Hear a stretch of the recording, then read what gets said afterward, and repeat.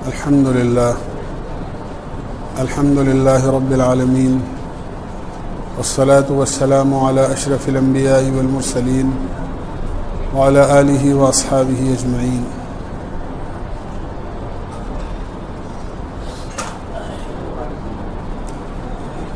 دوستو بزرگو،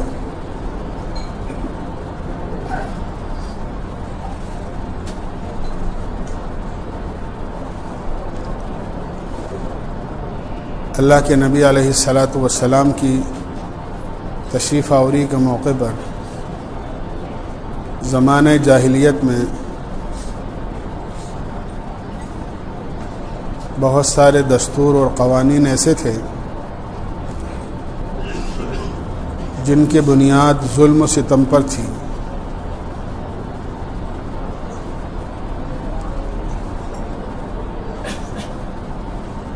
اسلام نے دنیا میں آ کر اور اللہ کے نبی علیہ الصلاۃ والسلام نے تشریف لا کر قرآن پاک کی روشنی میں جتنے قوانین اور دستور اور ضابطے جو ظلم پر، ناانصافی پر، ایک دوسرے کے حقوق کو ضائع کرنے پر ان کی بنیادیں تھیں، اسلام نے ان کو ختم کیا ہے. ان میں سے ایک بڑی زیادتی اور بڑا ظلم یہ تھا کہ عورتوں کے حقوق کو بہت زیادہ پامال کیا جاتا تھا. خاص طور سے میراث میں عورتوں کا حقوق تصور ہی نہیں کیا جاتا تھا، بلکہ عربوں میں تو یہ دستور تھا کہ میراث کا حقدار وہ آدمی ہیں جو گھوڑے پر سوار ہو کر دشمن کا مقابلہ کر کے مال غنیمت حاصل کر سکے.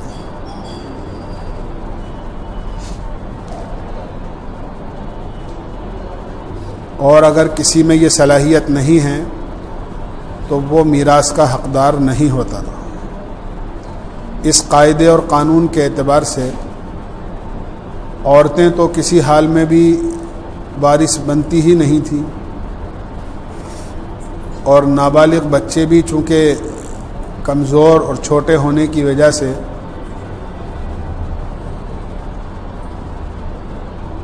دشمن کا مقابلہ نہیں کر سکتے تھے، اس لیے ان کو بھی میراث میں سے کوئی حق نہیں ملتا تھا. یہ ظلم جاری اور ساری تھا. اس طرح کے بہت سارے قوانین جو جاہلیت کی بنیاد پر بنے ہوئے تھے، اسلام نے ایک ایک کر کے ان کو ختم کیا. ان میں سے اس رسم کو بھی ختم کیا کہ عورت کو میراث میں سے کچھ نہ ملے، بلکہ یہ فرمایا گیا جس طرح مردوں کا حق ہے میراث میں، ماں باپ کی جائیداد میں، اس طرح عورتوں کا بھی حق ہے. اس کو بڑی وضاحت سے بیان کی.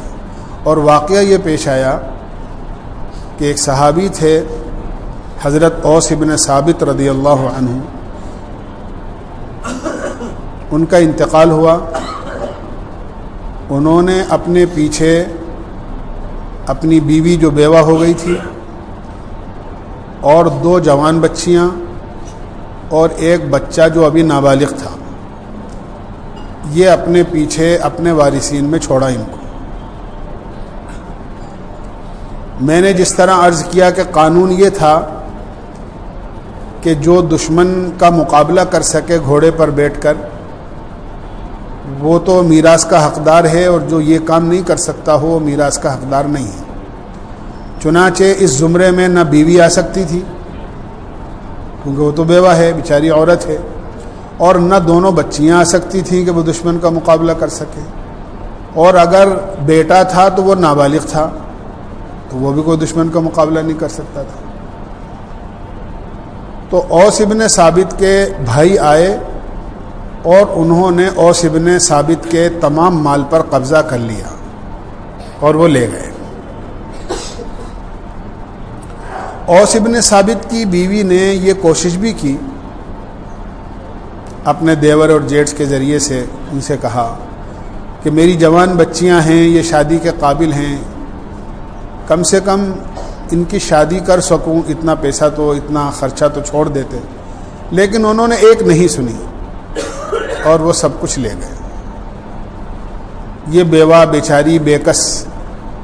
انہوں نے اللہ کے نبی علیہ الصلاۃ والسلام سے اپنا پورا واقعہ بیان فرمایا کہ میرے ساتھ یہ زیادتی ہوئی ہے، شوہر کا سایہ میرے سر سے اٹھ گیا ہے، اور اوپر سے جو کچھ میرے شوہر کا مال تھا وہ میرے شوہر کے گھر والے لے گئے، نہ میری بچیوں کے لیے کچھ چھوڑا، نہ میرے لیے چھوڑا، نہ میرے چھوٹے بچے کے لیے کچھ چھوڑا۔ آپ اس میں میرے بارے میں کوئی انصاف کا فیصلہ فرمائیں۔ اللہ کے نبی علیہ الصلاۃ والسلام کو یہ سن کر انتہائی تکلیف ہوئی، اور آپ کو یقین تھا کہ یقیناً اللہ تعالیٰ اس ظالمانہ قانون کے خلاف قرآن کا کوئی حکم ضرور نازل فرمائیں گے۔ چنانچہ تھوڑی دیر میں آپ پر وحی کے اثرات شروع ہوئے، اور جبریل امین تشریف لائے اور قرآن کریم کی آیت للرجال نصیب مما ترک الوالدان والاقربون وللنساء نصیب مما ترک الوالدان والاقربون مما قل منه او کثر نصیبا مفروضا، قرآن کریم کی یہ آیت لے کر نازل ہوئے، جس میں یہ بیان کیا کہ جس طرح مرنے والے کی میراث میں اس کے مردوں کا حق ہے، اسی طرح عورتوں کا بھی حق ہے، اور قانون بیان کر دیا کہ وہ جن وارثین کا تعلق ولادت سے ہو، یعنی باپ کا انتقال ہوا ہے تو بیٹا ہے، یا بیٹے کا انتقال ہوا ہے تو باپ ہے، ماں کا انتقال ہوا ہے تو اس کی اولاد ہے، اولاد کا انتقال ہوا ہے تو ماں ہے، بیوی کا انتقال ہوا ہے تو شوہر ہے، شوہر کا انتقال ہوا ہے تو بیوی ہے۔ یہ قریبی جو رشتہ دار ہیں یہ وارث بنیں گے، اور ان کا وراثت میں جو اللہ کی طرف سے مقرر کردہ حق ہے وہ ان کو ضرور مل کر رہے گا۔ چنانچہ جب قرآن کریم کی یہ آیت نازل ہو گئی تو آپ نے اوس ابن ثابت کے بھائیوں سے وہ سارا مال منگوایا جو وہ لے کر چلے گئے تھے، اور آپ نے اس طرح تقسیم کیا کہ 8واں حصہ جو تھا یعنی 12.5% تو ان کی بیوہ کو دیا گیا، اور باقی جو بچا تھا اس کے 4 حصے کر کے 2 حصے چھوٹے بچے کو دیے، اور ایک حصہ ان دونوں بہنوں کو دیا۔ یہ آپ نے مال کی تقسیم فرمائی۔ اس لیے یہ قانون خداوندی ہے کہ جس طرح مرنے والے ماں باپ کی میراث میں اور ان کی وراثت میں، ان کی جائیداد میں بیٹوں کا حق ہوتا ہے، نرینہ اولاد کا حق ہوتا ہے، اسی طرح بچیوں کا حق بھی ہوتا ہے جو شریعت نے متعین کیا ہے۔ بچیوں کو محروم نہیں کرنا چاہیے۔ یہ ظالمانہ طریقہ ہے زمانے جاہلیت کا کہ ماں باپ کی جائیداد پر بیٹے قبضہ کر لیں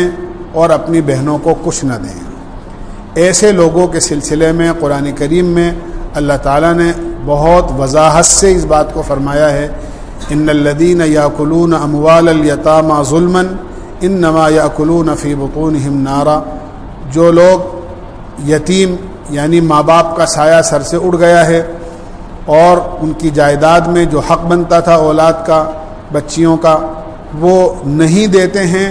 اور بچے اپنی بہنوں کا حق کھا لیتے ہیں، تو فرمایا وہ مال نہیں کھا رہے ہیں بلکہ وہ جہنم کی آگ اپنے پیٹ میں بھر رہے ہیں۔ قرآن کریم میں صاف فیصلہ ہے، انما یاکلون فی بطونہم نارا، وہ اپنے پیٹوں میں آگ کھا رہے ہیں، آگ کھا رہے ہیں۔ چنانچہ اللہ کے نبی علیہ الصلاۃ والسلام نے معراج کی رات میں جن گناہوں کی سزا کو اپنی آنکھوں سے دیکھا تھا، اس میں یہ بات اپنی آنکھوں سے صاف دیکھی تھی کہ کچھ لوگ ہیں جن کے سامنے آگ کے انگارے رکھے ہوئے ہیں اور زبردستی ان کو آگ کھلائی جا رہی ہے اور وہ چیخ رہے ہیں، چلا رہے ہیں، جبریل امین سے آپ نے پوچھا جبریل یہ کون بدبخت لوگ ہیں جن کو آگ کھلائی جا رہی ہے؟ اللہ کے نبی علیہ الصلاۃ والسلام سے جبریل امین نے کہا اے اللہ کے حبیب یہ یتیموں کا مال ناجائز طریقے سے کھانے والے لوگ ہیں جنہوں نے یتیموں کا ناحق مال کھایا تھا، آج ان کو جہنم کی آگ کھلائی جا رہی ہے، یعنی اس کا عذاب یہی۔ اس لیے یہ قانون سمجھنا چاہیے جب کسی آدمی کا انتقال ہو جائے، پہلے تو یہ بات یاد رکھیں آدمی جب تک زندہ ہوتا ہے، بہت اہم بات آج عرض کر رہا ہوں میں، جب تک آدمی زندہ ہوتا ہے اپنے مال کا وہ خود مالک ہوتا ہے، جو چیز بھی اس کی ملکیت میں ہیں وہ اس کی اپنی ہیں، اس کو پورا اختیار ہے، وہ جس کو چاہے دے اور جہاں چاہے استعمال کرے۔ اولاد کی بہت بڑی نالائقی کی بات ہے، اولاد کی بہت بڑی نالائقی کی بات ہے کہ ابھی باپ موجود ہے اور باپ کی موجودگی میں اولاد باپ سے یہ کہے کہ مجھے تو میرا حق دے دو، میں تو الگ ہونا چاہتا ہوں۔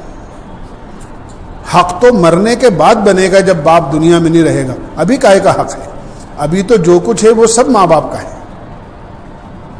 اور اولاد نہ واقفی کی وجہ سے، جہالت کی وجہ سے، بے دینی کی وجہ سے، دین کو نہ سمجھنے کی وجہ سے، اور یوں کہیے لائق نہ ہونے کی وجہ سے وہ زندگی میں اپنے باپ سے یہ کہتی ہے کہ مجھے تو میرا حق دے دو، بس مجھے تو الگ کر دو، میں ساتھ رہنا نہیں چاہتا ہوں۔ یعنی کوئی حق بنتے ہی نہیں ہے اس کا، باپ موجود ہے، سب کچھ اس کا ہے،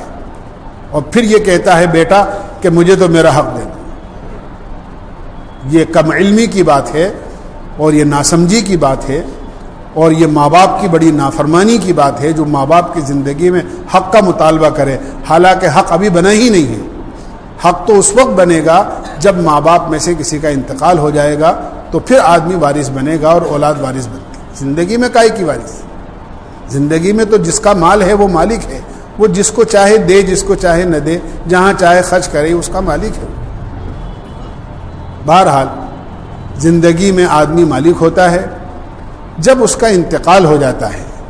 تو جو کچھ اس کی ملکیت میں ہوتا ہے وہ سب اس کی وارثین کی طرف منتقل ہو جاتا ہے، آٹومیٹک طریقے سے، بغیر کسی کے اختیار کے۔ آدمی باپ کا انتقال ہوا، باپ کے انتقال کے فوراً بعد اس کی جائیداد، اس کا مال، دولت، جو کچھ بھی اس کی ملکیت میں ہے، آٹومیٹک طریقے سے اب وہ سب کا سب اس کی اولاد کا، اس کے وارثین کا ہو گیا۔ یہ حق اختیاری نہیں ہے کہ کوئی چاہے تو لے اور کوئی چاہے تو نہیں لے، بلکہ یہ حق اضطراری کہلاتا ہے، جبری حق کہلاتا ہے۔ آدمی منع کرے تب بھی وہ اپنے حق کا مالک بن چکا ہے، اپنے حق کا۔ یہ الگ بات ہے کہ اگر کوئی آدمی نہ لینا چاہے تو وہ نہ لے، مالک تو ہو گیا ہے، وہ کسی کو تقسیم کر دے، وہ کسی کو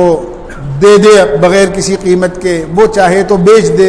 اگر خود نہیں رکھنا چاہتا ہے، لیکن وہ آٹومیٹک طریقے سے مالک بن چکا ہے۔ اس لیے مرنے کے بعد میں آدمی کے مال میں 4 حقوق مرتب ہوتے ہیں، یہ یاد رکھنا چاہیے۔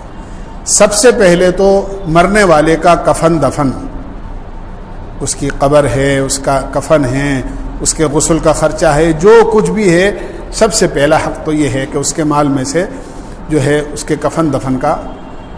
اس میں خرچ کیا جائے۔ اس کے بعد یہ دیکھا جائے گا کہ مرنے والے کے ذمے کوئی قرضہ تو نہیں ہے کسی کا، تو اس کے مال میں سے اگر کوئی قرضہ ہے اس کے ذمے تو وہ قرضہ ادا کیا جائے گا۔ اگر سارا کا سارا قرضہ اگر اتنا ہے کہ سارا کا سارا مال قرضے میں چلا جائے تو قرضہ ادا کر دیا جائے گا، وارثین کو کچھ نہیں ملے گا، اس لیے کہ وہ دوسروں کا مال ہے، اس نے لے رکھا ہے، قرضہ ہے اس کے ذمہ۔ بہرحال اگر قرضہ ہے تو وہ ادا کیا جائے گا۔ قرضے سے اگر بچ جاتا ہے یا اگر قرضہ نہ ہو تو پھر یہ دیکھیں گے کہ اس نے کسی کے لیے وصیت تو نہیں کر رکھی ہے۔ وصیت کے سلسلے میں بھی یہ بات یاد رکھنا چاہیے کہ آدمی کو وصیت کرنے کا حق حاصل ہے، لیکن جو لوگ مرنے والے کے وارث بنتے ہیں مرنے کے بعد میں، مرنے والے کے وارث بنتے ہیں مرنے کے بعد میں، ان لوگوں کے حق میں اگر کوئی وصیت آدمی کرتا ہے تو شریعت میں اس وصیت کا کوئی اعتبار نہیں ہے. یاد رکھیں، جیسے کوئی باپ اپنے بیٹے کے لیے وصیت کر کے جائے کہ یہ میرا بیٹا بڑا فرما بردار ہے، لہذا یہ بڑا مکان میں اس کے نام لکھ دیتا ہوں کہ میرے مرنے کے بعد یہ بڑا والا مکان اس کو دے دیا جائے. اس وصیت کا شریعت میں کوئی حیثیت نہیں ہے، اس کا کوئی درجہ نہیں ہے،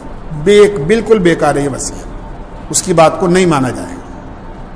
اس لیے کہ شریعت نے بیٹے کا حق متعین کیا ہے، بیٹا باپ کے مرنے کے بعد وارث بنتا ہے. وصیت ان لوگوں کے لیے کی جاتی ہے جو مرنے کے بعد وارث نہیں بنتے ہیں. جسے کسی آدمی نے یہ وصیت کی میرا اتنا مال مسجد میں دے دیا جائے، یا میرا اتنا مال مدرسے میں دے دیا جائے، یا فلاں غریب آدمی ہے میرا مال میں سے اتنا حصہ جو ہے وہ فلاں غریب کو دے دیا جائے. تو اگر ایسے آدمی کے لیے یا ایسی جگہ کے لیے وصیت کی ہے جو مرنے کے بعد میں وارث نہیں بنتے ہیں تو 1/3 مال میں یعنی 1/3 کے اندر 33% کے اندر اس کی وصیت نافذ ہوگی، اور اس کے مال میں سے 33% جن لوگوں کے لیے وصیت کی ہے یا جس کام کے لیے وصیت کی ہے اس میں اس کا مال لگا دیا جائے گا. باقی جو مال بچے گا وہ باقی مال وارثین کا اندر جو ان کا حصہ ہے، شریعت نے جس کا جو حق متعین کیا ہے اس حق کے مطابق اس کو مال ملے گا. وصیت کے سلسلے میں ایک بات یہ بھی یاد رکھنا چاہیے کہ جس طرح قرضہ ادا کیا جاتا ہے ایسے ہی وصیت بعض مرتبہ مرنے والے کے ذمے واجب کے درجے میں ہوتی ہے، ضروری ہوتی ہے. مثلا ایک آدمی بیماری کی وجہ سے روزے نہیں رکھ سکا تو اس کے ذمے ضروری اور واجب ہے کہ وہ اپنی اولاد کو یہ وصیت کرے کہ میرے اتنے روزے قضا ہیں، لہذا میرے اتنے روزوں کی بدلے میں اتنا فدیہ بنتا ہے وہ میرے مال میں سے ادا کر دیا جائے. میرے ذمے اتنی نمازیں قضا ہیں جو میں اپنی بیماری کی وجہ سے نہیں پڑھ سکا، لہذا میری اتنی نمازوں کا فدیہ دے دیا جائے میرے مال میں سے. جیسے وہ بندوں کا قرضہ ہوتا ہے ایسے ہی یہ اللہ کا قرضہ ہے،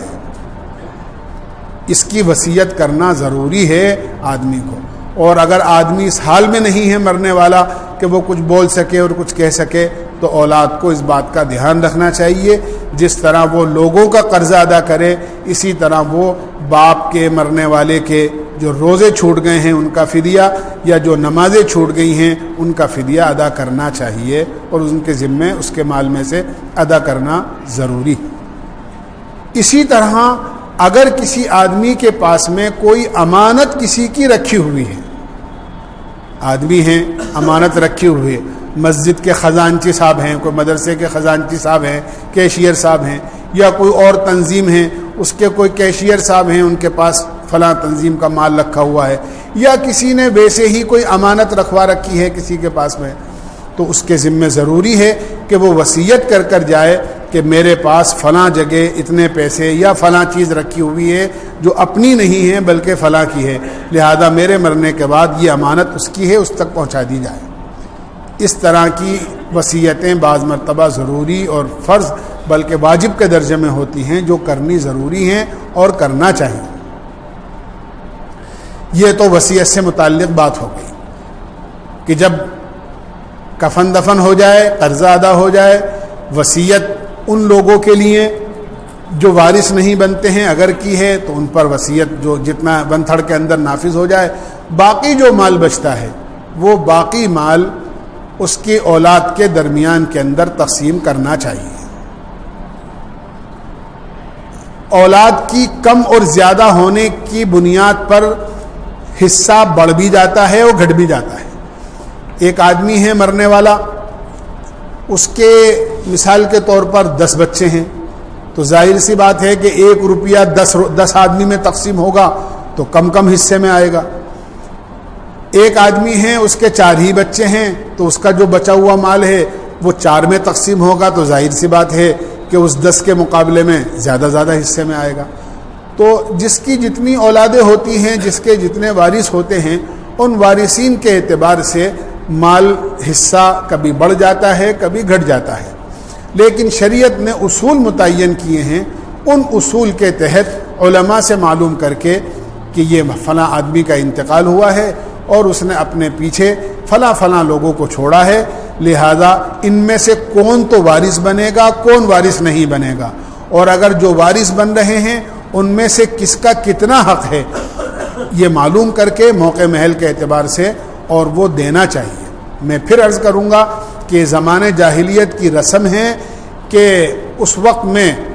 یہ رسم تھی کہ عورتوں کو اور بچیوں کو کوئی حق نہیں دیا جاتا تھا۔ آج بھی زمانے جاہلیت کی یہ رسم ہمارے درمیان میں بہت زیادہ پائی جا رہی ہے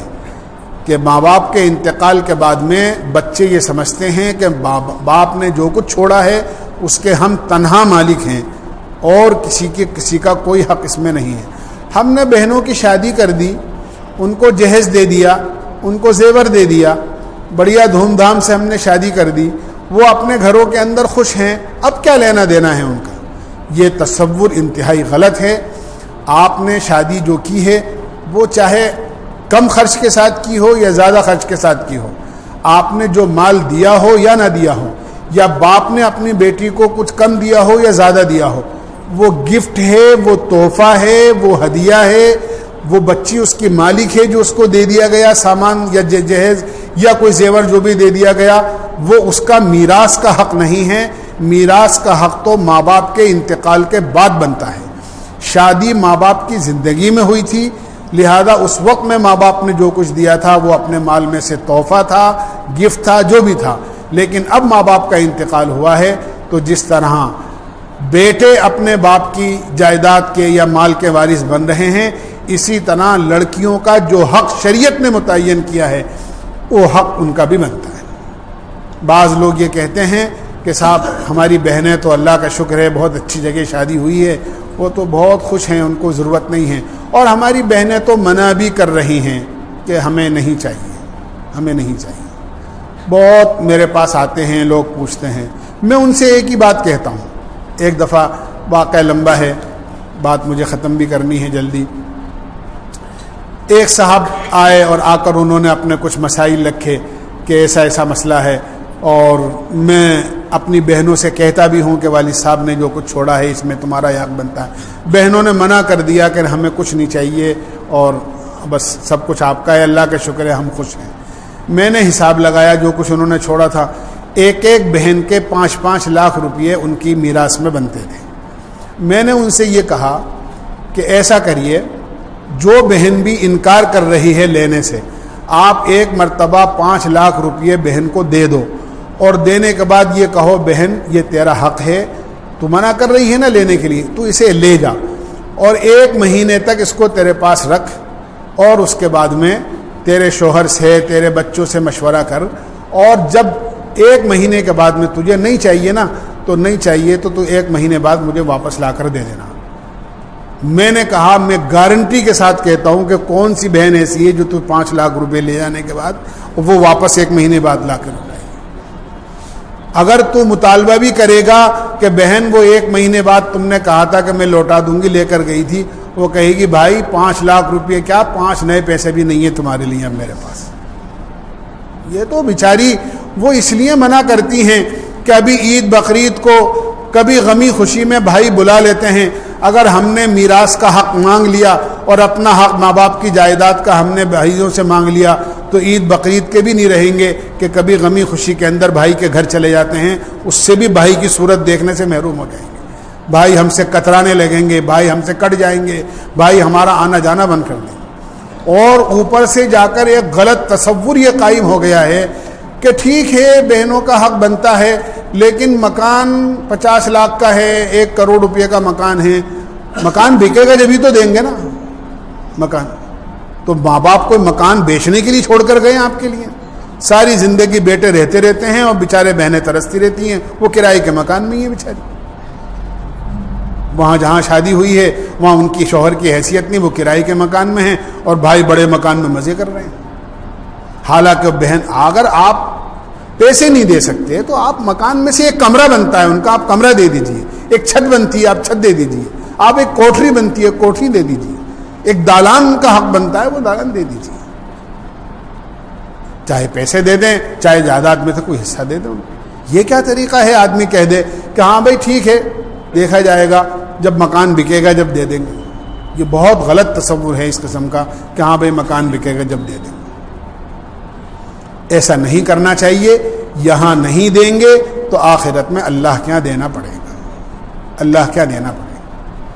گا. دو پیسے کا حق، دو پیسے کا حق، ایک آنے کا حق اگر کسی کا دنیا میں اپنے ذمہ رہ گیا تو فرمایا 750 مقبول نمازیں اللہ کے یہاں دینے پڑیں گی اس کے بدلے میں. 750 مقبول نمازیں. اگر کسی کی ایک بالی زمین بھی جو ہمیں اس کو دینا چاہیے تھی ہم نے نہیں دی اور وہ ہمارے پاس رہ گئی اور ہم نے نہیں دی اس کو ایک بالی زمین،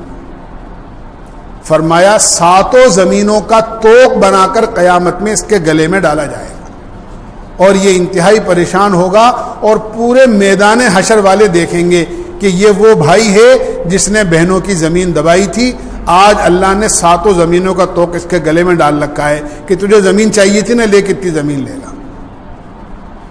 اس لیے ہمیں اپنی عادت سدھارنی چاہیے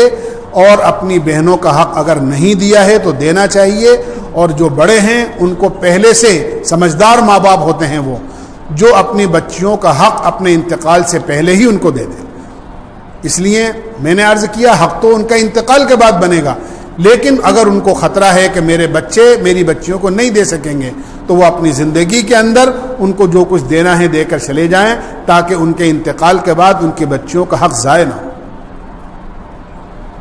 بہرحال اس کی ہمیں رعایت رکھنی چاہیے اور قرآن کریم میں اس کے مستقل احکامات بیان کیے گئے ہیں. جو موقع محل کے اعتبار سے میں نے عرض کیا کہ جو ہے وہ کمی زیادتی حقوق کی ہوتی رہتی ہے. علماء سے معلوم کر کے اور ضرور دینا چاہیے. چھوٹے بھائیوں کو بھی دینا چاہیے، کہیں ایسا نہ ہو کہ بڑا بھائی سارے مال پہ قبضہ کر کے بیٹھ جائے اور چھوٹے بھائی کو کچھ نہ ملے. جس کی لاٹھی اس کی بھینس، جس کا جتنا قبضہ